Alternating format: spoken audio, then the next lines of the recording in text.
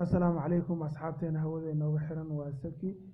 muuqaalkan ma fiicno in dib looga sii hadlo mise ma jeclaysan in dib looga hadlo laakiin waa xasaasi waana muhiim in dib looga hadlo maxaa yeelay aniga maahan hore dad waaweyn fanaaniin waaweyn ayaa ka hadleen laakiin waxaan ka codsanaa fadlan muuqaalka inaad like saarto si asxaabta weli anshax xumada wadaan ay u joojiyaan gabadha walaashiin oo kale ka daaya anshax xumada muuqaalkan wuxuu ahay hal bil kahor wareejiska wareejisanaysaan inaan ka diisan ayaa qurux badan فنانين واوين ayaa hadda soo qayliyaan oo dhaheen yani hal la joojiyo muuqaalada midkana cayuun aad faafinaysaan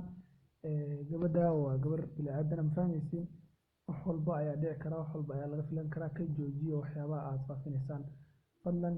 joojiyo dhammaan dhalinyarada Soomaaliyeed meel ba adduunka joogtaan ka leexda gabadha ka joojiyo waa walaashiin oo kale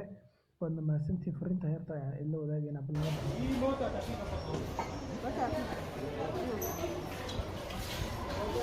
hawlaheena Soomaaliyeed waxaan codar ku muujinaynaa haddaan nahay dhalinyarta Soomaaliyeed inaan garab taaganahay hil iyo hoona aan la garab taaganahay hawlaheena Soomaaliyeed sida foosho xun loola dhaqmayo iyagoo da'yar kufsiyada baan loo geysanayo qaarra sawirada ama fiidiyowyada xun laga baahinayo ma geeyaan hawlaheena Soomaaliyeed xumaan una qoori mayno waana garab taaganahay mar walba hawlaheena Soomaaliyeed wayna dhaleen waan dhalay wayna la dhasheen wayna dhaxeen وانا دالي دونا فضلا ان جوجينو xumaanta aan ka baahinayna hablaheena Soomaaliyeed waa hablaheeni waa sharafteeni dhammaan umada Soomaaliyeed waxaan halkan ka muujinayaa cod dheer waan ku muujinayaa inaan garabkooga taaganahay hablahayaga Soomaaliyeed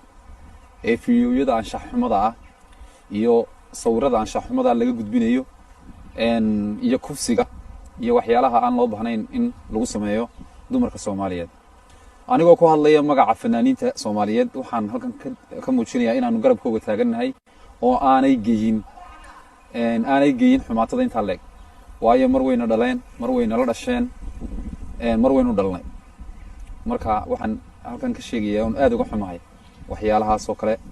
waxaanan leenahay haddaan nahay fanaaniinta Soomaaliyeed hala joojiyo